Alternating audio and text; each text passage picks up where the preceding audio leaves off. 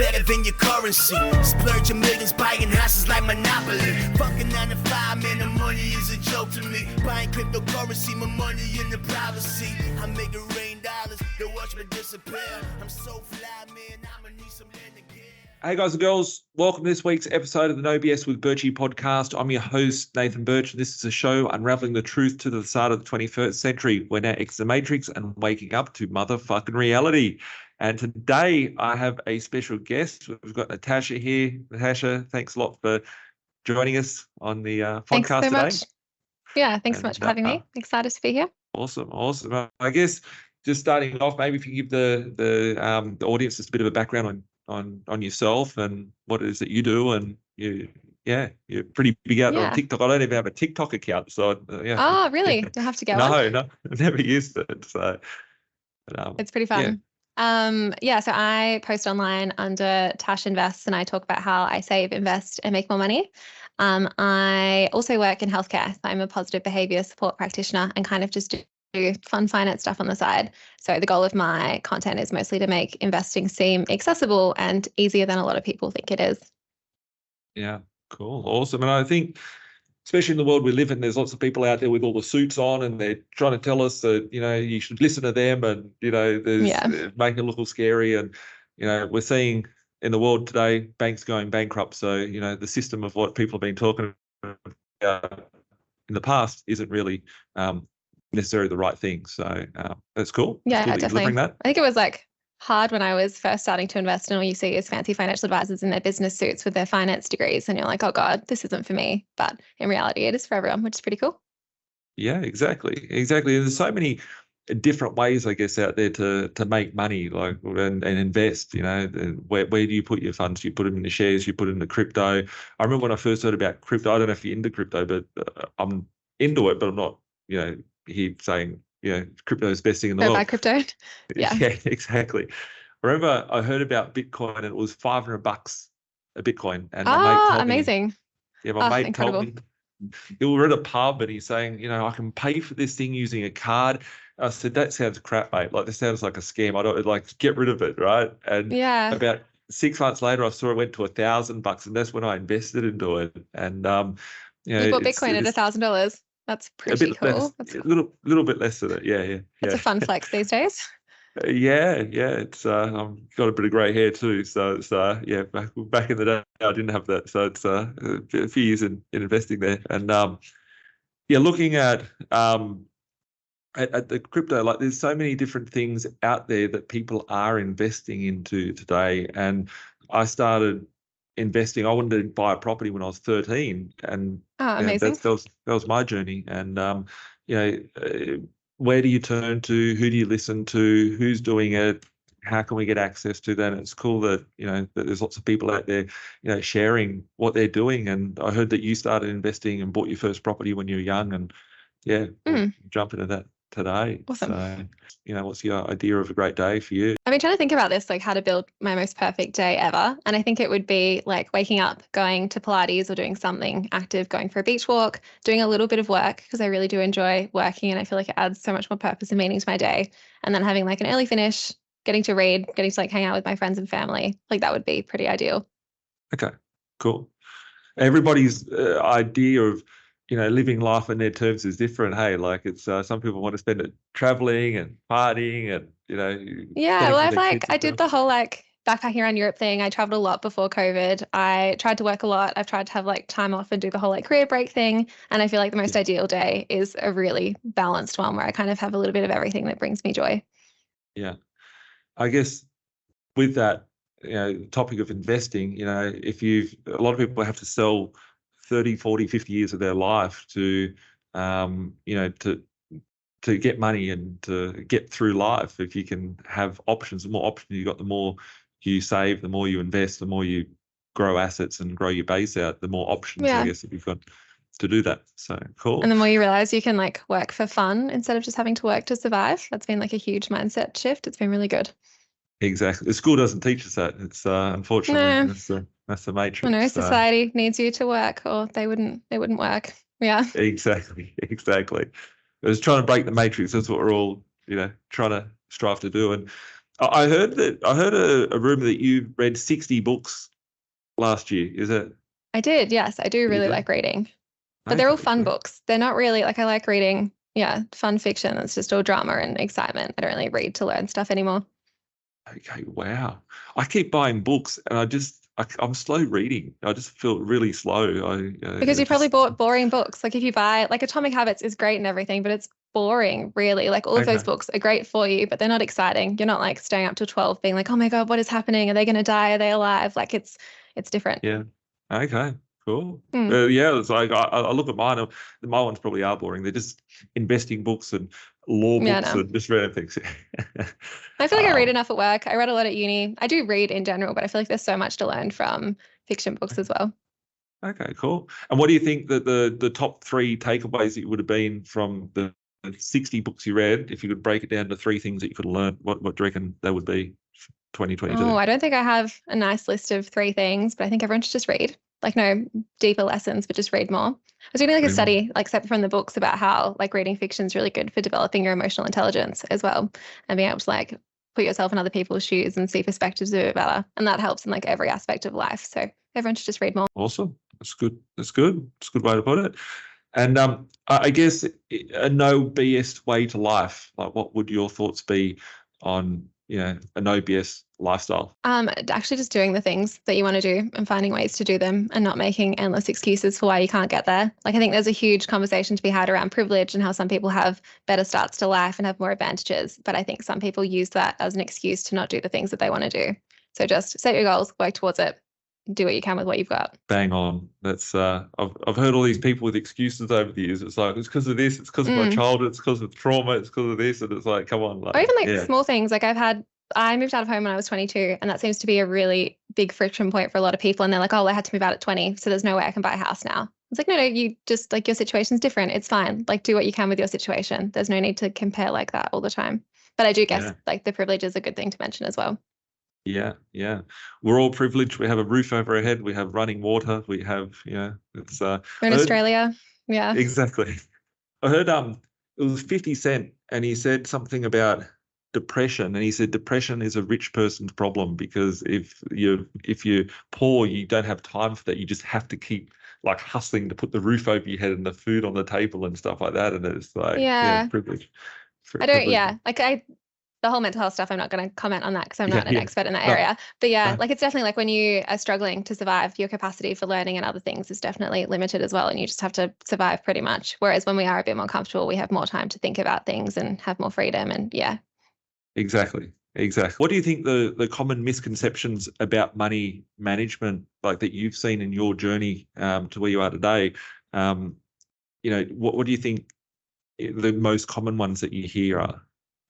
Yeah, it's kind of what we were talking about earlier. Like investing is for rich middle-aged men in business suits with finance degrees and like 4 monitors when it's really not. Or budgets suck and they're really restrictive when they're not. And like investing is for rich people, but it's not, because investing is how you get rich. Investing is for men. I hear that one a lot too still, which surprises me. Just that it's harder than it is. I think people put it in like the kind of too hard basket way too quickly. Yeah. I find out after helping out thousands of people over the last 15 years or so, the women are the ones that make the most financial decisions in most of the households. So it's funny that the mental load of it. Yeah, for sure. Yeah. Or even just like the fact that it's a lot harder than it is, or it's restrictive, when really like managing your money is what gives you the freedom. It's not what actually restricts you. Yeah. What do you think it is that does restrict people? Like, I think it's like people not knowing, like we're not taught about it. So if you don't know about it, it's a really steep learning curve. And then there's a lot of shame and guilt around money as well. So if you are feeling all those negative emotions, the last thing you want to do is sit there and go through what you spent in the last 3 months. Like that doesn't sound like a good time. And if you don't have the skills to be able to actually like make your situation better, it's just kind of like a negative feedback loop already. You set a strict budget, you don't meet it. And then you'd be like, okay, cool, this isn't for me, which is not great. Or you hear all those stories of like, my uncle invested in the GFC and lost all his money, so therefore I won't invest anymore. Like it's just, that's it, full stop. Yeah, exactly. I think the coolest thing I've seen over the years is like people that have faced adversity like that and have had like, the uncle that loses all the money, but they go, okay, cool, I realize and acknowledge what went wrong, and be able to go back and redo it again and make good of those problems that they cause and acknowledge. And a lot of people will just instantly find it as an excuse to say, I can't do it because that's happened. That's without really understanding why they lost money. Like, it's just like, oh, they lost money in shares, but it's like, what did they buy? They bought one random small stock company. They didn't buy like an index fund or something, and really understanding why they did that. Or they just like panic sold instead of waiting it out, and then they would have been really rich if they just waited. I think we just kind of stop at like, oh no, it's bad, full stop, that's it. Yeah, exactly. And it's mindset, I think, is very, very important. So what do you think we're now in a world, like beforehand it'd be, I often think like if I was born 20 years beforehand and running my business of what I do today, I would have had to put a newspaper ad out there. I would have had to, all these things. And now, you've got access to Reels and TikTok and Facebook and YouTube and Insta and that. Where do you think the best places for people to be able to learn about investing would be? Yeah, it depends what kind of learner you are. Like, I really enjoyed podcasts. So if you want to listen to a podcast, there's quite a few around at the moment. So just pick one and I think listen to one that you like for a little bit. I think it's quite overwhelming at the moment to hear an episode here and there and you're not quite learning in the right order. Or if you like books, read a whole book. Or the government here, ASIC, has a Money Smart website that explains things in really simple terms. It's like, that's a great option as well. Go have a look on there. But it all just depends like how you learn. Just sit down and commit to it and do it and watch a few videos and see how you go. Yeah. It's interesting you say that, because the 60 books, I still can't get over that, eh? I'll be lucky to read a book in the year, right? No. If you read fun ones, like there's some I can just like sit and read in a day because they're so good. Yeah.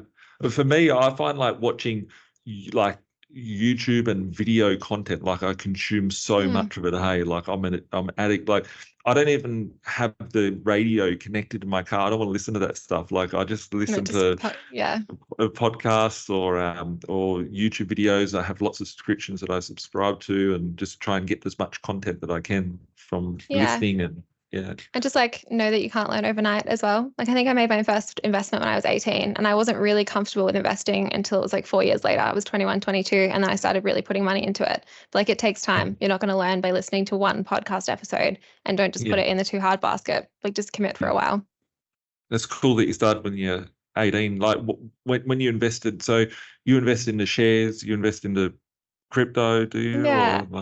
So I bought my first like index fund ETF when I was 18, the S&P 500 index, which looking back was a great choice. Go 18-year-old me. And then I mostly just saved for a few years after that because I wanted to buy my apartment. So I bought that when I was 22, a few years later. And that was right as like the COVID crash started happening. And by that time I knew what I was doing. So I could put a lot more money into the market after that. And I've bought, like, I probably have like 10 grand worth of crypto as well, which is a small percentage of my overall investments. But I don't really see crypto as like a proper investment. It's more of a speculative thing on the side. We'll see what happens here with it. Yeah, it's more fun. It's like putting it all on red and seeing what happens with it. Well, like the use for like blockchain stuff is really cool. I just don't think we've quite got it right with like the crypto out there at the moment and people's views towards it. People are just seeing it as like let's invest and make money and see what happens, rather than the actual underlying uses of it. The tech. I think the tech of crypto has the ability to change humanity for the good, but if it isn't used in the right way, it could equally be used as bad out there for what it can do. It's really cool. So, well, you said that you bought your first place when you were 22. When you said about the lockdowns and the time of the last few years, did you buy just as the illness came through, or did you buy during it? It was like March 2020 I started. Like I went and saw the home open, and then I put an offer in like just end of March, start of April. So it was like right as lockdowns were happening. Like we had to go in one at a time and book like private viewings and stuff like that. How'd you feel like about it? Like, were you scared at that point, or were you excited, or did you see that was a great opportunity to be buying at the time? Or I'm in Perth, so we didn't get the worst of it, I guess. But I was working so much. Like I worked in healthcare. I was working in group homes with people with disabilities. I could work as much as we wanted. They removed our overtime limit. I was working like massive fortnights. I was making like 5-6 grand a fortnight, which is wild back when I was like 22. So I was like, okay, this is great. My job is safe. They can't get rid of me at all because they really need me more than ever now. And like I've kind of had the deposit anyway, and it worked out really well. Awesome.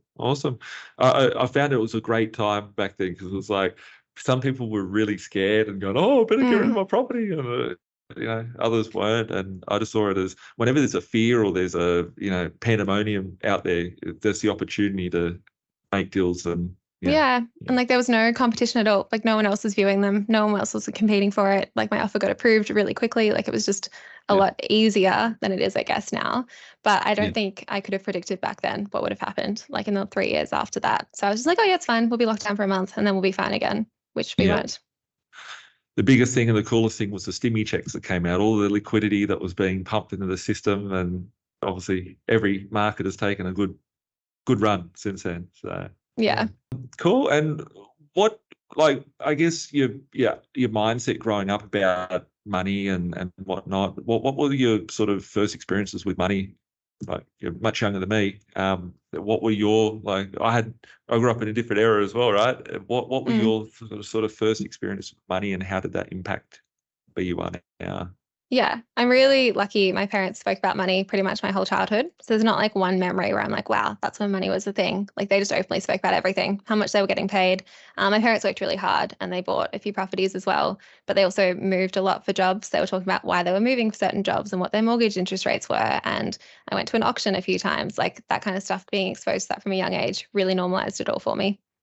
Yeah, awesome. So I think it's important, that some people, it can be handed down, like one generation can frame the other generation, and how it's addressed. You can't talk about money, or the uncle that lost money in the GFC. It's like the scarcity versus growth mindset as well. Like because of my parents, I always saw money as a tool that you could use to grow and do the things that you wanted to do.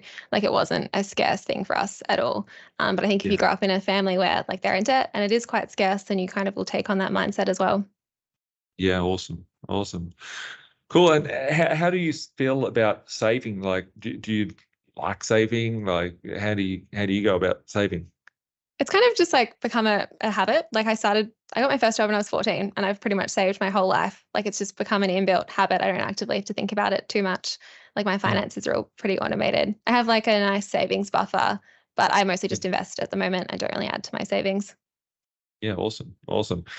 I remember back in the day, when I was a kid, I was saving up cash and interest rates were like 8%, 9%. Yeah, incredible. Yeah, there was no crypto. I couldn't invest. Only thing I could buy, I could only invest in like coins and, notes and like coins. I used to collect coins from a coin shop. And I realized that putting the money in the bank was great. But I look at the vehicles that would be around today, like I wouldn't be saving money today because you get paid nothing from it. Inflation is gobbling up the purchasing ability. You put $1,000 away, you get it back out, and you can buy 90% of what you could a year or two beforehand. So that's cool. There's definitely places for saving though. Like it's great to invest in everything, but I think sometimes the conversation misses the importance of having an emergency fund and like really liquid cash ready to go. And if you go and invest all your money and have to sell it at a loss, like that's really not what you want to do. Or you put it into a house and you can't just sell your bathroom off if you need 10 grand or whatever else. Exactly. And I think being liquid, like when people go out there, I hope a lot of people buy 10, 15, 20 properties, and people sometimes think I should buy a block of units and not a house or a unit. I want to buy a big block. And it's like, if you get stuck or something goes wrong, you have to sell off the whole lot. You have to be liquidated. And maybe just like diversification as well, like people putting all of their money into one spot or one property. It's terrifying. Yeah, exactly. So whenever I have cash, I try to get rid of cash, but looking at where you can put it for liquid, like I'm not in the paper assets. Your experience in the ETFs and in the stock market, you can get your money. How quickly could you get your cash out if you needed it? You can sell them and get it back in like 2 days, but I wouldn't look at ETFs and shares in that way. Like I invest for 7, 10 plus years. And if I need money in the short term, that's just in cash because like the worst thing you can do is put it in and then it goes down and you lose it. Like, so if you have a property, you can put it in your offset or something like that. And that's a brilliant option. But if you you're just investing in shares, you definitely need an emergency fund and a little bit of a buffer, especially now with interest rates and everything rising pretty quickly. Exactly. A lot of people think getting that money in the offset is bad. They should be paying it off their loan, right? And I always try and tell people, having it in the offset means that you have the option to go back and tap into it. You lose your job, whatever, it's still there. You can access it. Yeah. Cool. And your approach on saving is have some liquid cash, but you want to invest. What are your thoughts on investing? What is your, without going into too personal details of tell us specifically all your goals and whatever, but what is your thoughts on investing? What is your long-term strategy, 5, 10, 15 years, 20 years time? Where do you want to be, and how do you see yourself getting there with your strategy? Yeah, so at the moment, I'd share all my personal numbers online anyway, but at the moment, I try and like invest at least $1,000 a fortnight into shares or ETFs, and that kind of builds in the background. And then obviously I have my apartment, which is very positively geared at the moment, which is quite fun. And yeah, I'm kind of just trying to like decide what I want to do with life. So I like the freedom that shares and having all the liquid cash gives me as well. But I'm just going to keep piling money into shares, like grow my online business as well, which would be awesome. But I like it to be a very in the background, easy, normal part of life, not really taking up too much of my time. Yeah, awesome. I think a lot of people overcomplicate it because investing should be to help your life, not be taking away from. People buy negative geared properties and things that you said your business. Maybe you want to share with us what your business is, and if you feel comfortable and you want to talk about it was just all my online stuff. So I recently in November got licensed to give general financial advice online, which is very exciting. So I'm launching a podcast and just trying to grow in that online space a bit more and create more educational content for people that is still really accessible, because financial advice is so expensive at the moment. Yeah, those old guys with a suit and tie and charging you like $5,000 for what you can learn pretty easily yourself if you really needed to. Like there is a space for financial advice, but for people like my age or just people who are just getting started, you don't have that kind of cash to pay for that. Yeah, exactly. And I think it's important that whoever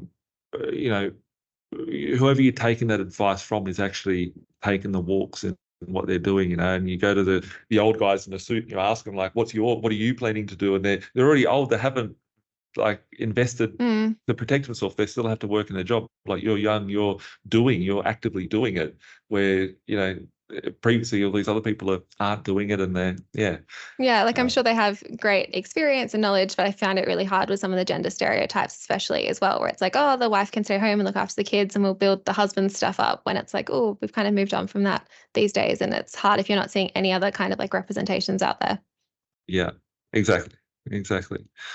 I guess I don't know if you've had this as a scenario that, but like, have you had any regrets from investing? Like you've got savings, you've got investing, all that. Have you got any regretful decisions? Is there things that if you could go back in the Marty McFly's time machine and go back to the future, would you change or? Yeah. No, there's definitely stuff that I've lost money on. Like when COVID started, I bought like inverse leveraged funds where I was like, great, the market's not going to rise this quickly. Like the world's going to shit a little bit, like it'll be fine. But no, it went back and recovered. So I lost like double the money every time it recovered a little bit. But I think it was like probably $6,000 in the end, which in the grand scheme of things is fine. And I'm glad I did that with smaller amounts of money and learned that lesson pretty early on.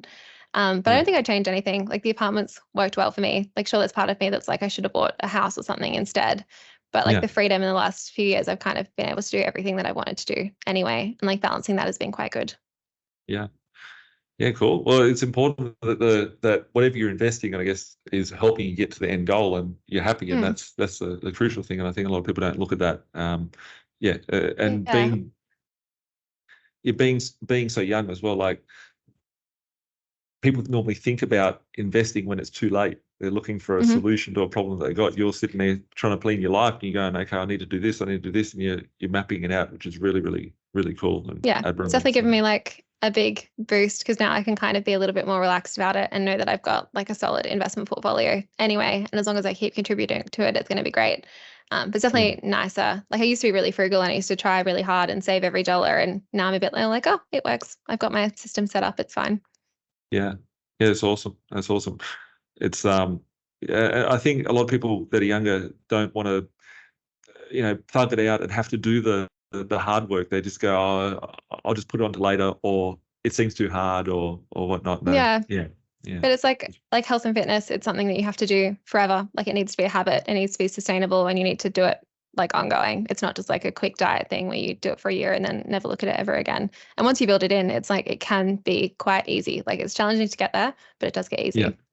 Yeah, exactly. What do you think the best financial decision that you've made so far out of all the things that you're doing? I don't know. It's really hard to say. It's probably possibly actually like getting that support work job, because I was able to earn a lot of money very young while also still being at uni. And that's kind of given me the skills to be able to do all of this, all the money to do all of this stuff. But it's all just been like small decisions along the way that's helped me. It's not been one thing where I'm like, wow, I'm so glad I did that. Just like all the small choices I made. Yeah. Habits, it's Actually, no, it was probably I did uni part-time. So I spent 8 years doing my 4-year degree, which is why I had so much time to work and invest. I think that's probably the best financial decision I made. I studied occupational therapy, which is a 4-year degree, but I went part-time and I did it over 8 years. So I worked full-time, like from when I was 17, pretty much.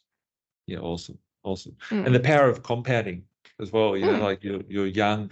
You said you moved out of home when you were 22. Like, do you live at home, or you don't live at home, or like, did you move out young? Or I moved out at 22, and then I kind of moved around Australia a little bit, and now I'm house sitting at the moment. I'm probably moving interstate in a few months, so life's been a bit all over the place, but it's been good. But yeah, I've like lived in my apartment, I've rented as well, kind of done a bit of everything.